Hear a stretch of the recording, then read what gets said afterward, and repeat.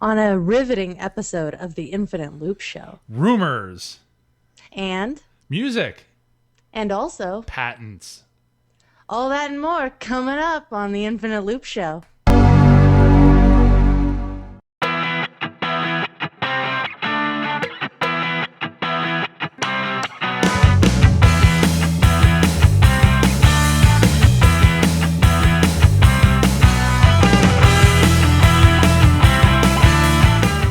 Hello, welcome to the Infinite Loop Show, episode number 54. I'm Michael Gaines. And I am Kacey Coughlin. I'm still using my iPhone. I will not let it go. That's okay. You don't have to do anything against your will. No one's forcing you. You're in a safe place. You're here with friends. It's okay. It's like I've surrounded myself by Apple products. It's like, Indeed. here's this one and this one. And I've got a bunch We'll of... find you a nice line to go get into. It's okay. No, don't. Just because I'm an Apple fan doesn't mean I like lines. What? No. Oh, no. We all like standing in lines. That's what we do. No. On the weekend, I just go find a nice long line, like at the grocery store, and I just get in it. Boy, this is just like 2007. Wow. Headphone Okay, so jack on the bottom. we'll explain a little bit about what we're talking about in a little bit. But first, we have a Mac Pro. I gotta make a Mac Pro rumor sound or something. Oh, Yeah, no, we do. Or have like a small head that will say it. This week in Mac Pro news. The rumor going around now is that Apple is manufacturing 2 terabyte SSD drives specifically for the new Mac Pro, which is coming eventually. You were so excited about this rumor, you didn't play the news bumper. Oh, geez, man, I forgot. I know you're just super, super excited about this. Yeah, I am. You know what else I'm super excited about? Actually learning how to... All right, so we're on Google Plus, which is like screwing me up a little bit because all my sounds are not in the right place. It's all different I craziness. know. It's like...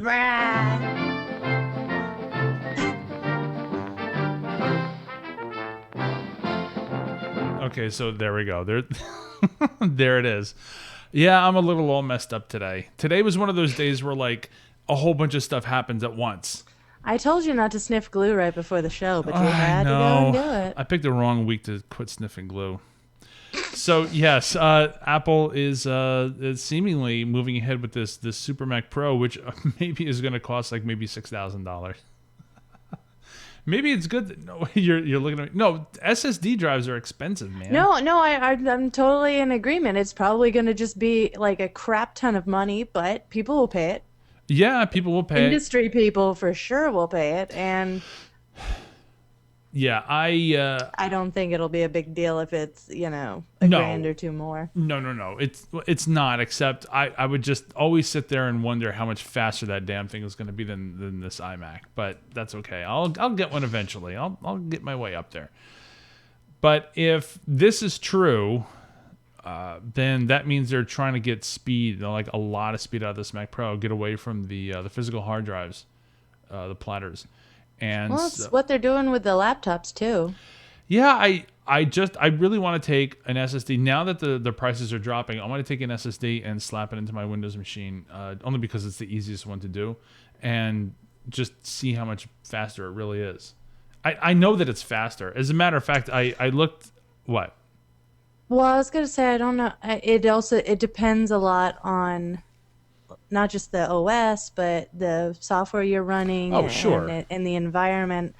I want to say that I saw a report a year or two ago saying that you got more benefit from running Mac or Linux on an SSD, like speed boost wise, than you did. Like there was almost no benefit from running Windows on an SSD. Oh, interesting. Really? I'd like to read that. I'd like to know why. Bloated. Well, yes. Well, I think if you just Google Windows sucks, then you'll probably find Windows some sucks stuff with to read. SSDs. Well, because I use my Windows machine primarily for gaming. In gaming, I know. Yeah. We have to. We do. We don't have a choice, really. Well, with some games coming out on the Mac, maybe not for much longer, but yeah, for right now, a lot of the big Not games are. SimCity, but Yeah, other not so. games. So, well, if you can get the damn thing to run in the first place, Yeah. but that's If you a can whole other stay issue. on for more than 5 minutes. There's another rumor going around that Apple and Google, coincidentally, are going to start doing music streaming services. And Trent Reznor, who, if you don't know, is the front man for Nine Inch Nails, what? Is working on a new system himself. And Apple supposedly talked to him about maybe incorporating that. So the reason why I think that this is good is because Trent, more than a lot of people in the music industry, seems to have a grasp on what people want, what the music industry wants, and finding that spot in the middle that'll make everybody happy. Sort of what Apple has done already, but Trent, I suppose, feels that he can do better. Maybe he can. I would put more faith in him than a lot of other people. It's kind of funny. There are like three big stories this week about everyone Apple was talking to about music and Yeah. streaming services. That they talked to Trent, they talked to Beats about their Project Daisy streaming service, and then they went off and talked to or maybe this just came out that Apple is possibly having a hard time getting their streaming service off the ground because they're offering record labels and artists so much less than like Pandora and the others, royalty wise. Yeah, and I can see that, but if that's the stick in the mud for the whole thing, I can't see why Apple's got so much money, and they know they're going to make money from this. They know that they Yeah. can do a better job than Pandora. Like my kids listen to Pandora. I don't, only because I have my set music that I listen to all the time. And if I want to listen to the radio, I'll just listen to New York radio. And maybe it's an old man thing, but Maybe. that's just how I am. However, I do appreciate what Pandora is. I have used it. I do have an account. It's just that every time I go to use it, it just doesn't give me what I expect. And so that's where part of Well, the I think problem. that's what a lot of people like about it, right? The serendipity and finding new music and Right. getting away from kind of your sandbox of That's entirely same possible. old stuff that you always listen to. Well, for example, there was somebody who, it was either a tweet or an article that I read today. I don't remember what, where they, I don't remember. Those are drastically different. No, It no, was well, either no, it's because it long was short. form or very, very short form. Somebody can't- said that they favorited a Green Day station on Pandora, which played Green Day for a while, and then over a period of time they just stopped playing Green Day. And I have heard that very same thing from other people that have used Pandora. They like a Black Sabbath station, and then all of a sudden they just stop playing Black Sabbath. I don't know what their algorithm is. I don't know how that works, but that's one of the problems with it. Whereas you are a big fan of Spotify, and granted, Spotify is a different mechanic, but it does allow you to get away from your as a matter. It's kind of both worlds. Yeah. You make playlists, and so you have your own set sandbox of all the music you like, and you've kind of organized back over here so then you can get to it easily anytime and listen to all that stuff. But then there's also public playlists that other people made that you can subscribe to. And then they have apps now where one of the apps, Sounddrop, is kind of like a Pandora type thing where it's like a radio station that's constantly streaming, but it's also like turntable.fm where people vote up the tracks that they want to hear. Right. And so a track will like float up to the top of the list because it's got so many votes, and then it'll play, and it just constantly goes like that. And so they have stations like that for each genre or just like one artist or whatever. I listen to that like almost every day at work. I'll Yeah. just listen to a sound on Spotify. That's why I appreciate Spotify more than Pandora. The social aspect of it, the fact that it does blend the best of iTunes. It's sort of a hybrid between iTunes and Pandora in a sense. Right. That's why I like it, except I still have some nagging bugs that annoy me about Spotify, and that's why I haven't moved to it yet. And you're shaking your head, My play not my playlist. My You're too albums get picky. no. My albums get all messed up. I'll find tracks in the wrong album. So don't put them in there. I don't put them Problem in there. solved. I didn't put Okay them then. in there. But Spotify put them in there. I didn't put them in there, and I can't move them. I don't know. So anyway, we'll keep an eye on it. I'm very interested in music streaming. I'm very big about music. I always have been, making playlists since I was a kid, mixtapes for people, that sort of thing. So that's why you're laughing at me. Mixtapes. Oh my god. Okay, so yes, tapes. Me and my belt clip and my sweatpants are making mixtapes since 1984. In your house every day. That's all I did. Oh, you know what Phil Schiller's doing though? What is Phil Schiller doing? He's tweeting out malware reports about Android. Silly Phil Schiller. Yeah, I just saw this before we started recording. So tell us about this. I mean, it's really not even a big deal. It's like, No. Phil Schiller tweeted something. But he just tweeted out, kind of nonchalantly, this report that shows three graphs, I think from 2010, 2011, and 2012, about all the mobile OSs and how many attacks and malware each one sees in a given year. Right. Top winner in every year is Android, and iOS, you don't even see a sliver of iOS show up on these charts until last year. Yeah. They weren't even on the chart for 2010 and 2011. Yeah. So this is really, what do you think? A lot of nothing. Well, it is. If anyone else tweeted this, it would be not a total non-story, and it still kind of is a non-story, but it's just because Phil Schiller tweeted it that he's throwing bombs over the wall at Google. Look out. Apple has a patent application, apparently, which allows people, or will allow people, to share items that they bought on the iTunes store. So, for example, let's say I buy a season of Doctor Who, and you say... As you were wont to do. Which you will never say, I want to watch that, Mike. And I'll say, why, gee, Kacey, sure, here you go. It allows people to use it. Now, this is interesting. Part of it is lending, which is not new because you can do that with the Amazon Kindle. But the most interesting part of this is user-to-user resale. So if I buy something, I didn't see that part. If I buy something for $2.99 and I say, you know what, I really don't want to listen to this album anymore, you do, I can take that and resell it to you. So now you have the rights to it.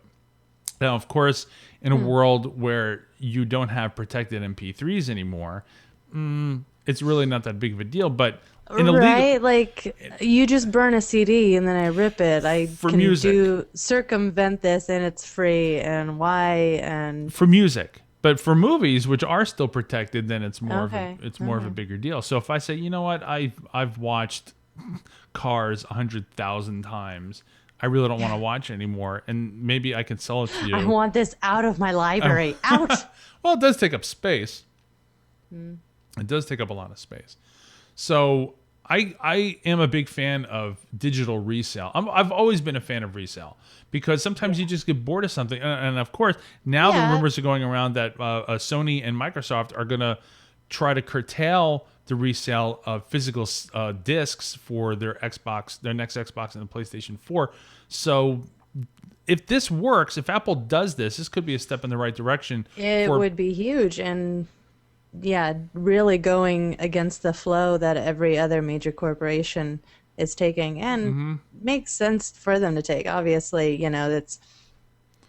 it's the whole piracy thing. It's kind of the same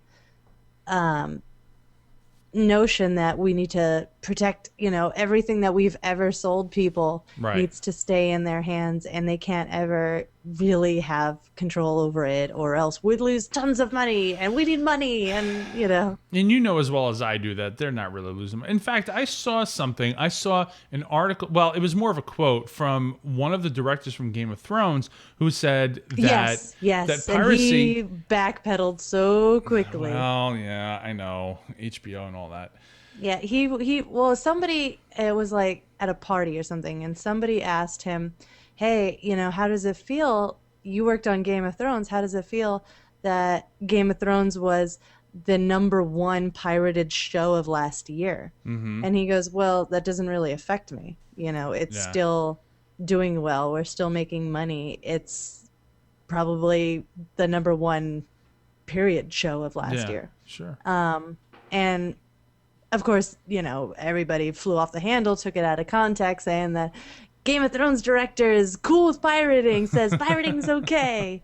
And so he had to backpedal and quantify and just pretty much spam out tweets saying, no, that's not what I meant. I like working for HBO. Please, HBO, Yeah. don't fire me. But Um, it does work out in that way where piracy but gets yeah, it he out to the said people. something totally reasonable where it's like, look, they can pirate all they want, but at the end of the day, there's still views. It creates buzz. People go and buy merchandise or, other stuff. It just kind of all fills into other avenues. Sure. But at the end of the day, we're not losing money. And if anything, it's almost better that people find ways to see it and then go and talk about it to their friends Right. and then they go and see it.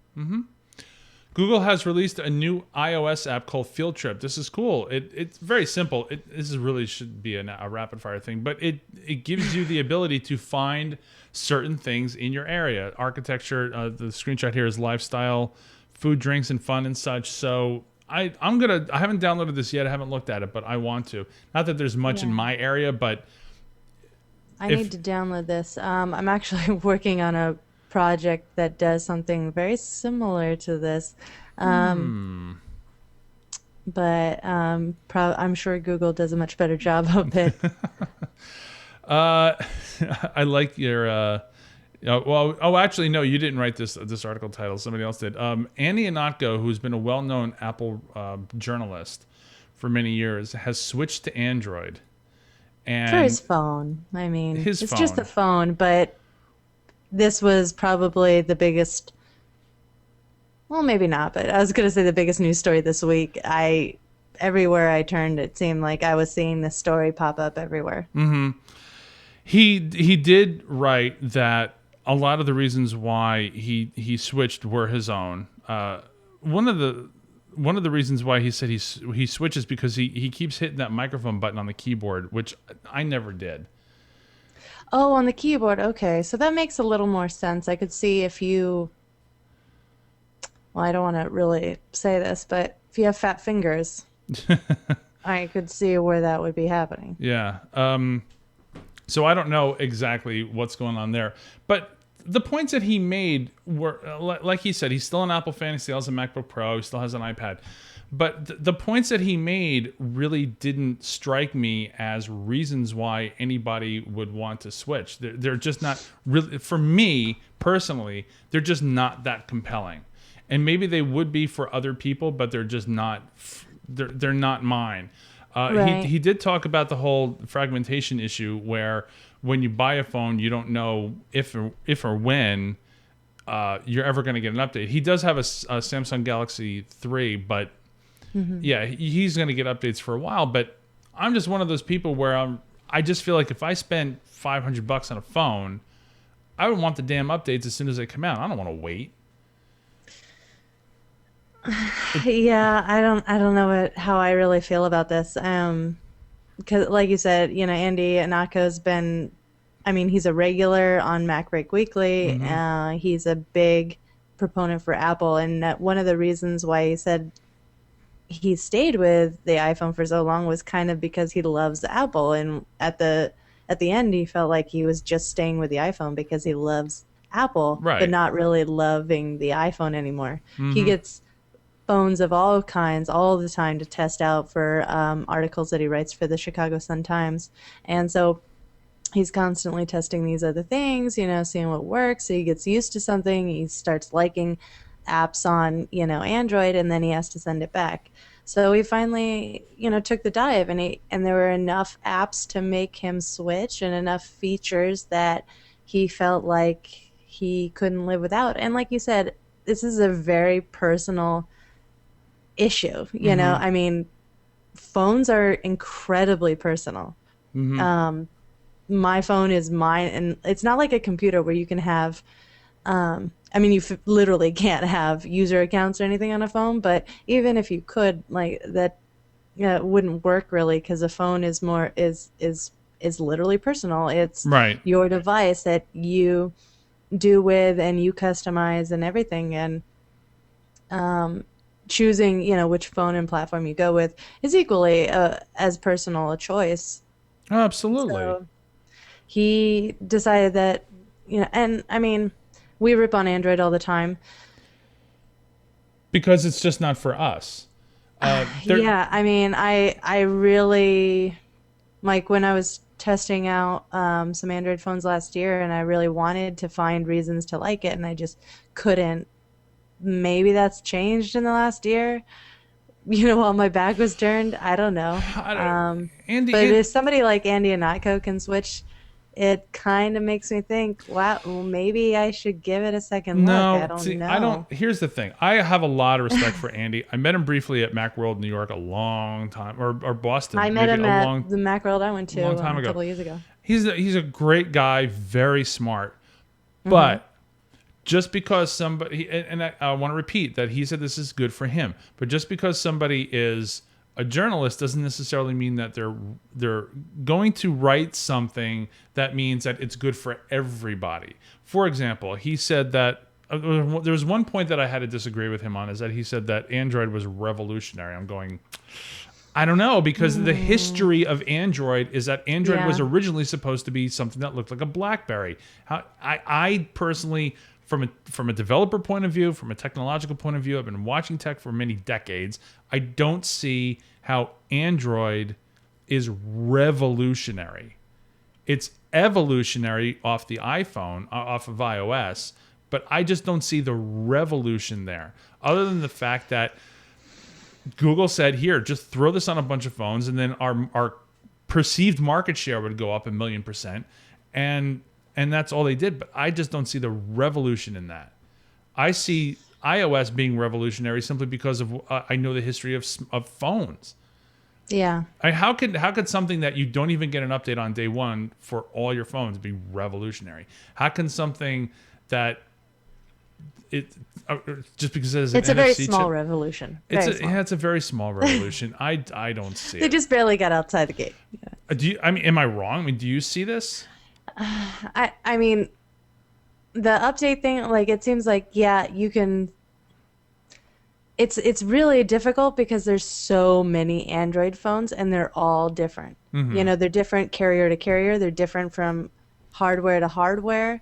And at times it feels like Google, actually, I know that Google doesn't have complete control over all of them. And so it feels like they're all different, like the cheapy ones on the low end that don't get updates and are running, an OS 4 versions ago or whatever, Yeah. feel like a completely different OS than Yes. the latest Android. And so it's hard to say, you know, Android, like a general Android sucks for updates or for one reason or another, just generally across the board, because again, they're all so different. I just feel that from in 2007 when the first iPhone came out, what the market was like in the United States, the cell phone Yeah. market was in the United States. An iPhone comes around and says, "This is what we're going to do." So Yeah. different than everybody else. That to me was a revolution. No doubt that was Google, more revolutionary. what Google, the reason why I was interested in the Nexus when it first came out is because Google was going to do their own thing in their own way, except that over time I found that had fallen apart. That's why I don't see it as much of a revolution as some people say that it is. I mean, it's different and it's another option, but I don't think it's as big and as compelling an option as iOS. There are two things about Android that are in my opinion very different from iOS, but they're just not enough to get me to switch. One, and I think I've said this on the phone before, on the show before, is that my old Symbian phone, my Sony W800i, I think it was, It had this ability that allowed you to customize certain things based on different times of day. And Oh. so you can turn your ringer on at 8 o'clock. If you walk into work at 8 o'clock, your ringer goes off and you don't have to flip a switch. So now you can do that with Do Not Disturb on the iPhone, but I would like more of that. I would like a lot more than that. And the second thing is customization. I got to say, I do wish, and you jailbroke your phone and you made yours look really nice. That's the number one reason. And then, all the other apps and silly stuff is Yeah. secondary to the decoration and customization. I think that Apple needs to stop being arrogant about how it feels my phone should look like. If I want my phone to be a certain way, if I want, like you have those badass icons. If I want those icons, I want to be able to use them without having to jailbreak my phone. I want to be able to, I said this the other day to my wife. I said, it would be really nice if I just hit this button and the weather was there. And you can't do that. So little, there are little things about the iPhone that bother me. But then you got the pros. You got the fact that, this is the best damn manufactured phone in my opinion, like physically. The industrial materials design, wise and feel and fit and finish, definitely. Everybody else is just plastic. and the music. If I move, let's say I just took my phone and I moved it to an Android device, I would lose my iTunes. So that means I would all lose my apps. I would lose That's a huge sink right there. and I would lose and people say, "Oh, you can use Google Play." Yeah, but Google Play is not iTunes match. Wait, I don't you have to rebuy everything. some things, but not everything.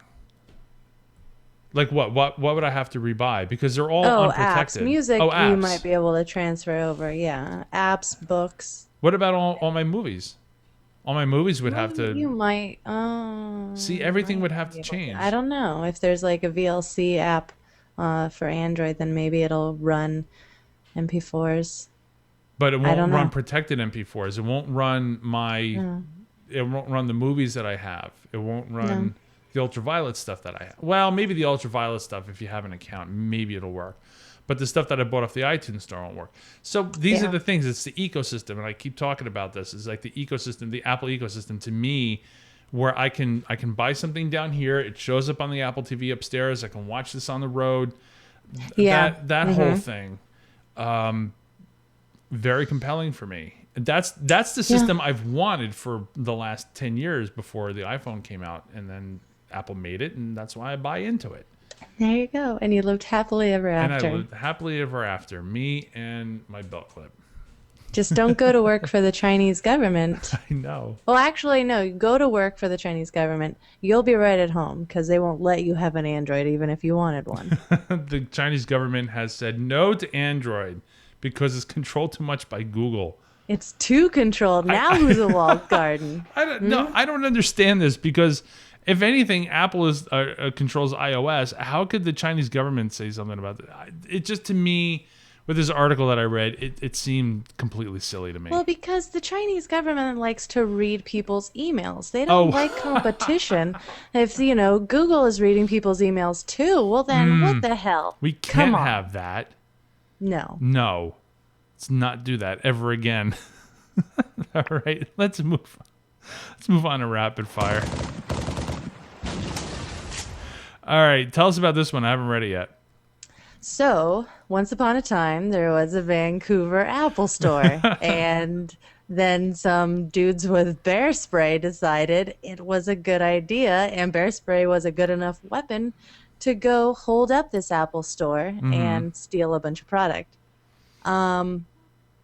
I didn't know what bear spray was. I assume some sort of bear repellent, which I didn't know existed either. Shark this is repellent. good. Somebody should tell Stephen Colbert that there's bear repellent. He, I think, would be their biggest customer. But so it's like a pepper spray. Yeah. Really, really strong pepper spray. And so they actually had to treat quite a few Apple Store employees for exposure because I guess they got sprayed in the face. That stuff's nasty. That's horrible. I couldn't even imagine. So sorry about that, everybody. Why are you apologizing? Were you the It's just I'm not. mastermind? No, Did you sell them the bear spray? no, I did not sell them the bear spray. I'm just. I feel bad for people that you go in and you're just Did you gonna get a face full of bear spray? Me too. exactly. Oh, jeez. There's a Just new wanted to get an iPad. Now I got bear spray in my face. the new Ferrari LeFerrari. Did I like butcher that completely? Ferrari, LeFerrari. What? What's Which wrong? I can't. We are geniuses at naming I things. which looks badass, by the way.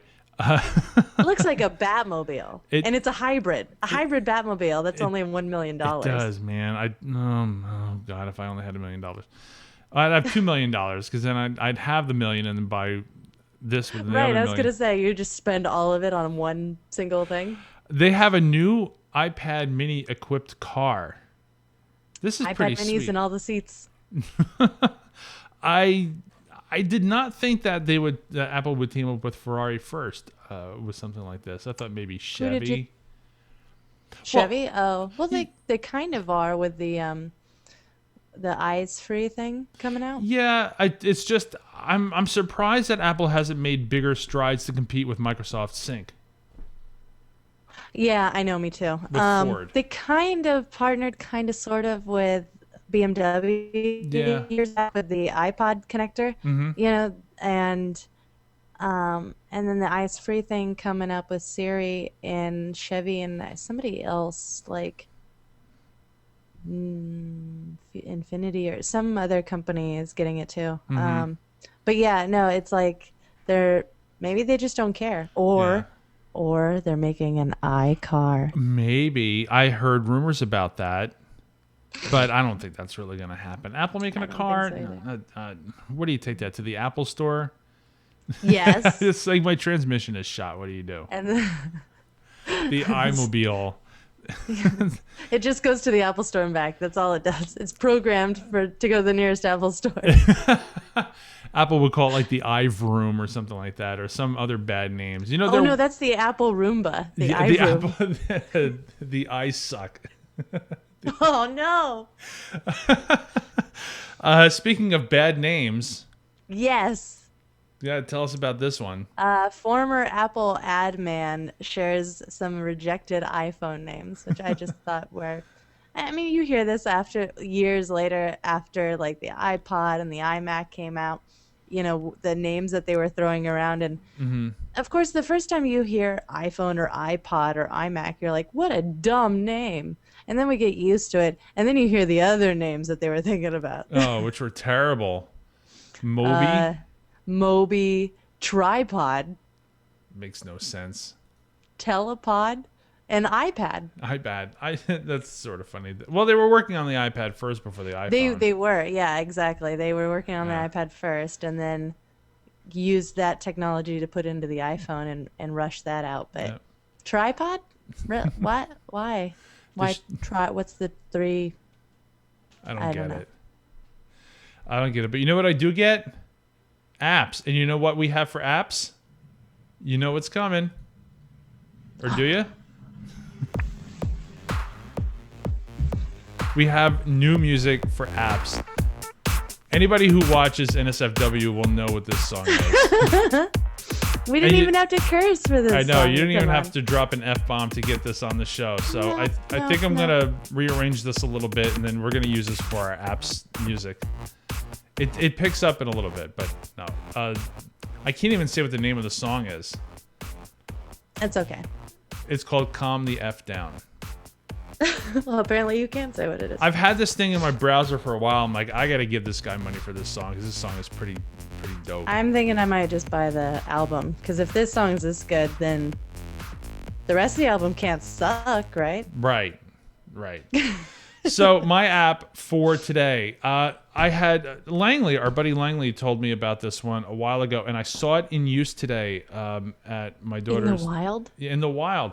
It's called Traktor, Traktor. It's for basically doing music mixing, live music mixing, not like GarageBand where you're actually like mixing the track. This is where you're mixing it for a live performance, and it's like $90 for Traktor Pro 2. It's not that bad if you're doing simple stuff. So If grab this it. is your deal, then Yeah, I guess so. I Yeah. paid 70 or 80 for Coda, and I use that every day. Yeah. So So if that's your thing, that's pretty cheap. true. What's yours? So this is a app that I saw being used in the wild, and I thought it was super cute, even though most of what's in this app I wasn't even alive for. Oh, Um, it's called Cathode or cathode. Cathode. Cathode. Thanks. Cathode, like a cathode ray tube. Mm-hmm. It's an app on the Mac Store for Mac OS. It's 9.99, and it is emulator of old timey CRV, old computers. It pulls from the actual terminal app Mm-hmm. to display a command line, Oh, neat. but then it puts over like a silly layer on top, and you can change them like Commodore 64 and an old IBM and tons of different looks. And there's like imperfections, like scan lines and Mm-hmm. everything, and it's warped so it looks like kind of a, the bull almost of a CRV Oh, monitor. yeah, yeah. But the command line in it is actually terminal that's on your computer already. So Cool. it's not like another terminal app. It's just playing off the installed terminal, but Mm-hmm. it's kind of silly and fun. And Nice. I want to say it comes with that ASCII Star Wars. What is it? Oh, Blinking yeah. Lights comes with it too. Yeah. Cool. All right, that's our show. We gotta get done before Langley does his More show. shows are coming. So Yes. if you want to contact us, I am at StarMike on Twitter. Casey is Casey Queso, KACEYKASO. The Casey, not the cheese. That's it for this week. We're out. We'll talk to you next week. Bye.